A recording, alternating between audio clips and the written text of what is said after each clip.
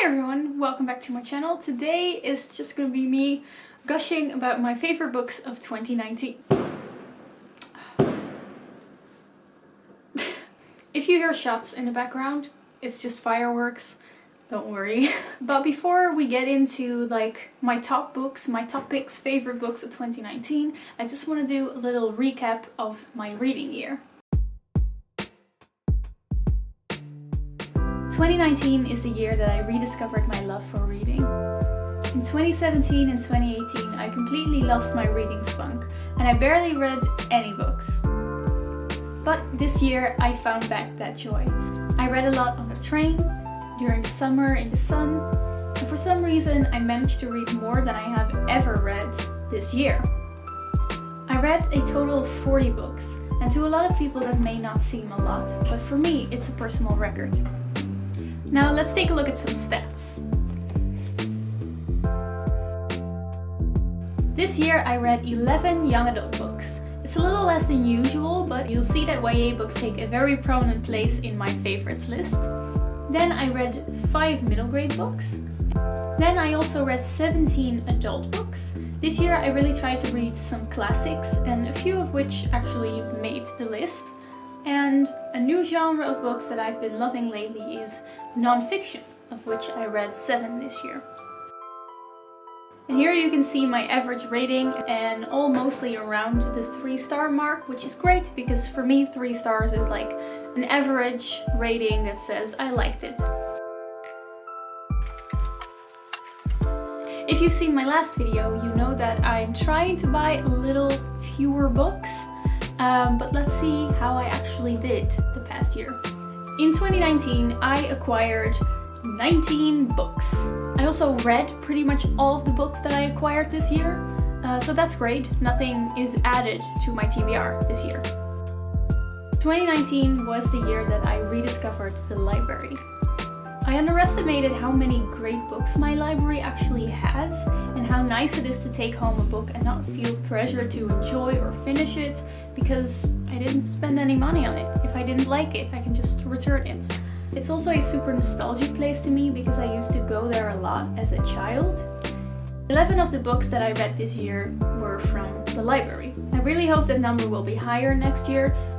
So that was my reading year in a nutshell. Definitely let me know what your reading year was like in the comments. But now let's get into my top 8 list. I tried to rank all the books, but definitely don't take it too seriously. So on number 8 I have Spinning Silver by Naomi Novik. I really loved her other book, Uprooted, so I was very interested to read her other book, Spinning Silver, which is just like Uprooted, very based on Slavic fairy tales. It's very similar to actually the fairy tale of Rumpelstiltskin, and it's multiple perspectives, but we mostly follow 2 girls. One is the daughter of a moneylender, so she lends money to people, obviously. But when she finds out that she can turn silver into gold, the mysterious winter prince takes a special interest in her, and they kind of strike a deal, which leads to all sorts of problems. And on the other hand, we have our other main character, I think Irina, and she is the princess of the normal kingdom who is forced to marry this like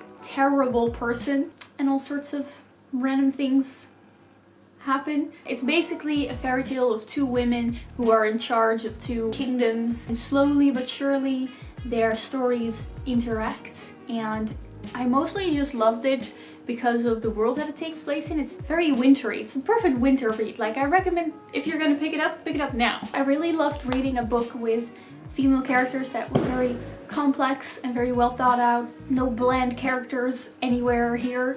Other than that, I think it's pretty cool. Get it? Because it's in the winter. Then on number 7 on this list we have A Clockwork Orange by Anthony Burgess. I was very intrigued with the concept of this book, but I didn't expect that the story would stick with me for such a long time, which is also why I put it on this list. We follow a main character and his gang of friends who live in a world where violence is just all around. Rob people, attack people, it doesn't matter. At one point our main character is taken by the police to be put in this kind of program to help him become less violent, which basically means that they're forcing him to become repulsed by violence. And well, you read it and it's kind of terrible the way they're trying to make him behave. It's really trying to pose the question of, is it okay to fight physical violence with mental violence? I think the main idea that this story is kind of trying to explore is the idea that we shouldn't force people to be good, because we just have to trust that eventually people will come around and become a better person. At least that's what I got out of it. I highly recommend you read this. What you have to know about this book is that it has a different ending from the movie. The movie, I think, is very well known. If you have a movie, it's very easy to show violence and have like violent visuals with lots of color and lots of light, etc. You can't do that with a book. So I've had people asking me, you know, like, how can that be present in the book? And I do think I know how, and that is because the way this book is written is just violent to your brain, because it has like this extreme street language that is created for this book. The main character is constantly talking in, and it's impossible to read. I don't have the book with me right now, but if I can insert a clip here. Hello! So I have the book here. I thought I would just read a sentence from the first page, just to give you kind of an idea how this writing style and this slang actually works. So here they're talking about the milk bar, where they go very often. They had no license for selling liquor, but there was no law yet against prodding some of the new veshes which they used to put into the old Moloko. So you could peat it with Velocet or Syntemesk, or Denkrom, or one or two other veshes, which would give you a nice quiet horror show, 15 minutes admiring Bog and all his holy angels and saints in your left shoe with lights bursting all over your mosque. At first I was very annoyed with this, but then I actually really enjoyed the challenge that it posed. Then the only book that I actually have with me that is coming in on number 6, and that is Crooked Kingdom by Leigh Bardugo. I finally read it after 3 years. This is the sequel to one of my favorite books of all time, Six of Crows. Again, just our cool band of characters that are pulling off some cool secret plans with complex outcomes. Now you may be thinking, Leonie, why is this so relatively low on the list? Why is it not higher? Because I understand, objectively speaking, this book is just better written and better thought out than the other young adult books that we will come across on this list. But it took me a really long time to get into it. That is because of the only weak point of this book, and that is its directionless plot. I kind of felt that the plot was just a lot of loose ends, and it made it very difficult for me to get into it, because for a very long time I just had no idea where the story was going. That is like the only negative thing that I have to say about this, because the characters are just the shining stars of the series. Not to mention the fact that all the plans that these people make, very clever. If I'm gonna pick out one specific thing that I love the most about this book, it is the subtlety of the character development, because we have 6 characters here that we follow. They're all very complex, they all have their own flaws, their weak points, their strong points, and obviously there's going to be character development. But the way Leigh Bardugo does character development is so different from what I'm used to in young adult novels. There were so many scenes where there was the opportunity for one of the characters to really like overcome their fear or push away their pride, or just really take that moment and like have a huge character development moment. And I could see other authors taking that opportunity, but Leigh Bardugo doesn't. The characters remain themselves in a way. They don't take these like giant leaps in character development whenever the opportunity arises. Instead, it's always just like small steps forward. It was actually very realistic for her to show that people don't suddenly change their ways. Sometimes they still do the wrong thing and they keep holding on to their past, but it's small steps that you have to take. And I think that's just one of the ways that Leigh Bardugo shows that she is phenomenal at writing interesting characters, and that's absolutely why I love this book so much. Then on number 5 we have Brave New World by Aldous Huxley. I don't know how to talk about this book without ranting on forever, so maybe I'll do a separate video about it. I don't know, but just I'm gonna try to make this short. It's basically a utopian world with forced hierarchy, which is obviously very unsettling, but the idea of this book is that this is the perfect way to have a society, and everything in the society is just about pleasure. Everyone is just sleeping with each other, going to like movies, having all these great foods. Everything is just great and pleasurable, but very quickly you kind of find out that there's a dark side to it. The reason behind this is that having a pleasurable life will be beneficial to the economy, because if you have a pleasurable life, you will want to buy more things and you will consume more things. I think the two main things that I got out of this book, the first thing is that this book really kind of poses the question of whether it's good to just always have pleasure, because for example the characters in these books, they're not allowed to like read Shakespeare, there's no art, etc., because I think you can understand, you know, when we read books, we're not always happy, you know, sometimes tragic things happen, sometimes it makes us angry. It's not like it's all just ecstasy all the time when we read. There's a lot of emotions. In the Brave New World, that's bad, because you should be happy all the time. And you can really ask yourself if that's the right thing to do. Like, should we just pursue just happiness and pleasure all the time? Read the book and find out. And the second thing is that this book is very much a criticism of consumerism and mass production, which was only just coming up when this book was written, which is in the 1930s. So this is another reason why I really think that everyone should read this book right now. The Brave New World of Aldous Huxley is kind of a prediction of the future that he wrote in the 30s. But right now, we are living in that future. And when I was reading the book, there were definitely some things that made me think, wow, that's actually kind of happening right now, and you just predicted that 90 years ago. Then coming in on number 4 is Utopia for Realists by Rutger Bregman. He's a Dutch historian, but his book has been translated. I think it's very popular just all over the world right now, but let's just take a little pride in the fact that he's Dutch. This book, in essence, pleads for universal basic income, but it's much more than that, at least to me. I rate non-fiction books based on how much they changed my worldview, and this book really did a good job at making me think a little differently and reassess some of the assumptions that I was making. First thing that I loved about this book is that it shows a lot of evidence that we should just trust people a little more.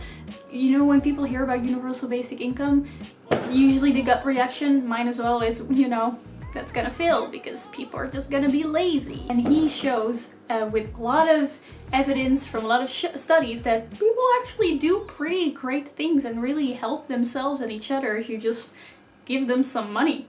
Maybe we should just trust each other a little more. And then the second thing that I loved about this book mostly is that it really put a lot of things in perspective for me. Especially, he talks in his book about how 50 years ago we predicted that the biggest problem of our time was that we would have too much free time because everything was just getting easier with automation and everything was getting more efficient. So surely, you know, in 2020 everyone would just be lazy, lying around all day because there was nothing to do. Well, look at us now. Looking at how people thought about us in the past really puts things in perspective of how the world has changed, and that's also a thing that I liked a lot about his book. I highly recommend this book to anyone who is at least a little bit of an idealist but is sometimes scared of pursuing that because of fear of being unrealistic. Well, that's why it's called Utopia for Realists. And now we get to the top 3. The 3 best books that I read this year. Very subjective, let me just say that. Coming in on number 3 is The Children of Blood and Bone by Tomi Adeyemi. This book was definitely a surprise. I read it for a book club and it just really blew me away. So Children of Blood and Bone really ticks all the boxes for me. It's based on a very interesting other culture, Nigerian mythology. There are people with special abilities. Some people can control the elements. Our main character can raise people from the dead. Other people can see the future. I love that stuff. Give me a book like that anytime, I will love it. Magic is about to disappear, which is a really big problem. Aside from the fact that the people with magic are extremely suppressed by the king. One of the most action-packed books that I've read all year. I loved the way the characters were written. These characters were actually vulnerable. There are very many scenes where the different characters fight with each other, have conflict with each other, and that really shows their personality. Some of my favorite scenes of this book were characters sharing their fears and their actual heartfelt emotions with each other. And I love that. It's such a great way of showing actual human emotions, and I really wish more authors would write vulnerable characters. Also, did I mention the action? Yes, this book does not come without its flaws. Main antagonist, Inan, is just a weak and sad copy of Zuko from Avatar and Elias from An Amber in the Ashes. Just don't try to write a redemption arc within one book.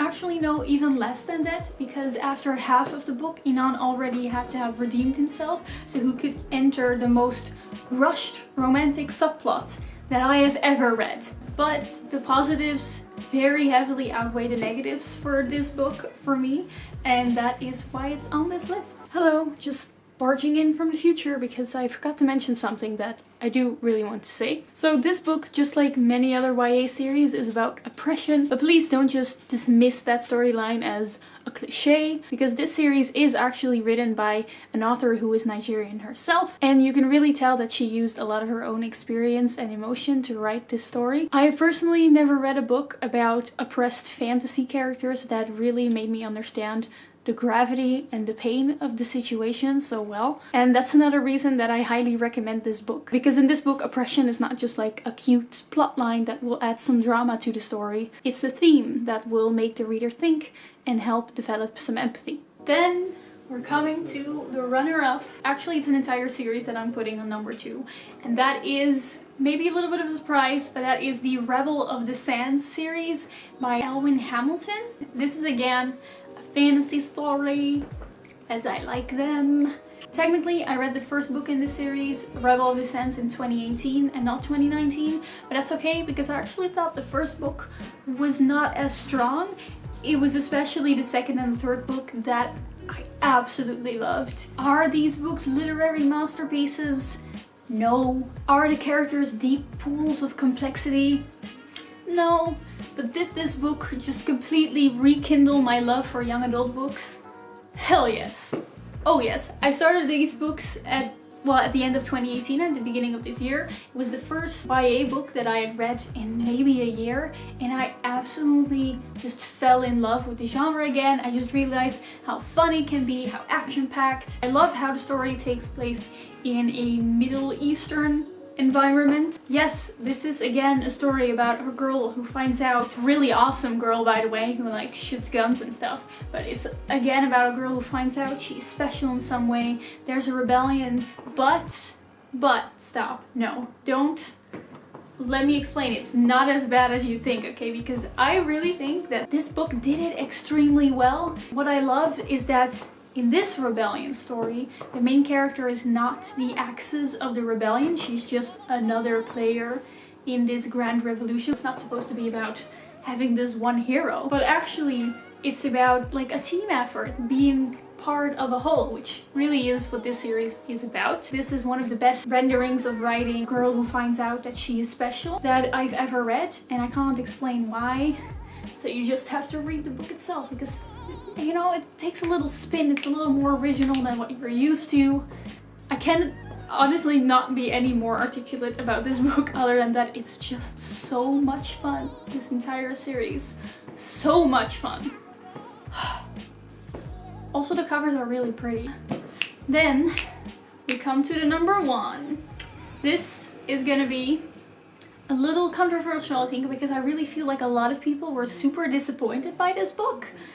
But not me. I loved it. The book that I'm placing as my number 1 favorite of the year is The Gilded Wolves by Roshani Chokshi. You can really see kind of a theme in my top 3 favorites. You know, they're all fantasy stories that take place in some other cultural setting. The Gilded Wolves takes place in 19th century Paris during the World Exhibition at which the Eiffel Tower was built.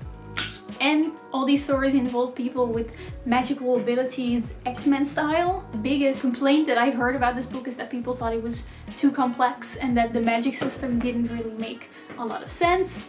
I really understand that. It kind of was, but I personally really actually enjoyed the challenge of just trying to figure out what the heck was going on all of the time. But I do actually believe that the magic system is actually pretty brilliant. And I will now explain to you why.